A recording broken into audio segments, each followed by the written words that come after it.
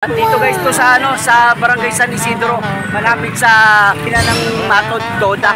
Pero ito guys, papapogi tayo at sino bahala sa ayun.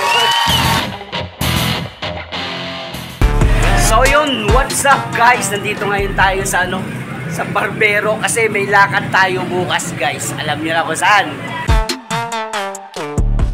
At eto na nga guys, umpisa na natin ang bidyong to. Nabalitaan ko kasi may malupit na barbero sa lugar na to. Yung barbero nga daw guys dito, import pa, galing Cambodia. At shoutout mo ang iyong page. Shoutout. Sa aking page ka mo, pakipalo po guys ha. Pakipalo yung Marbs.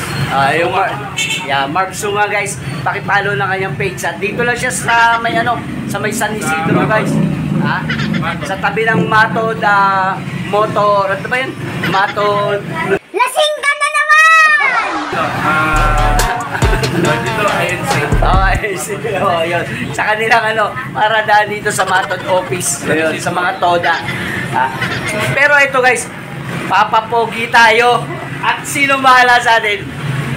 Ako. Ayun. So yun. Tara guys. Ito na nga guys, pagpwesto na tayo dito. So ito na nga guys, pinaupo na tayo ni Idol para umpisa na ang kanyang magic tricks sa mga paggugupit.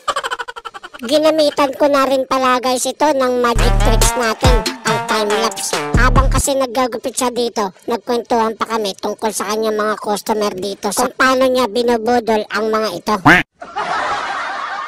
Habang ginugupitan na nga ako mga idol, napagkwentuhan na rin namin kung kailan siya nag-umpisang magbarbero. Ang sabi niya naman ay matagal na at eksperto na siya rito, bukod sa wala pa siyang napuputol na tenga. At baka nga daw ako pa ang buena mano, Diyos ko po Rude.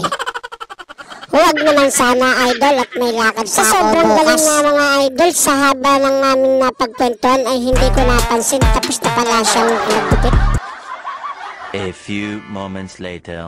At sa punto nga ito mga idol, nagalit ako. Sabi ko kasi, pagwapuhin niya lang ako, huwag yung poging-pogi. At baka kasi pag uwi ko sa amin, hindi na ako kilala ng mga kasama ko. At baka sabihin, may kawatang nakapasok sa bahay namin. At dito guys to sa sa Barangay San Isidro, malapit sa opisina ng Matod Toda. Oh, dito to guys oh. Kita nyo? Ito dito. Yan. So yun nga guys, sa mga gustong magpagupit kay Marbs, pasyal lang kayo dito sa Barangay San Isidro. Malapit lang to sa pilahan ng mga tricycle at sa opisina ng Toda. Yung gupit nga niya guys, hindi lang kwentong barbero dahil matutuwa ka at masusulit ang iyong bayad pag nagpagupit ka. So mga idol, tara, pasyal na!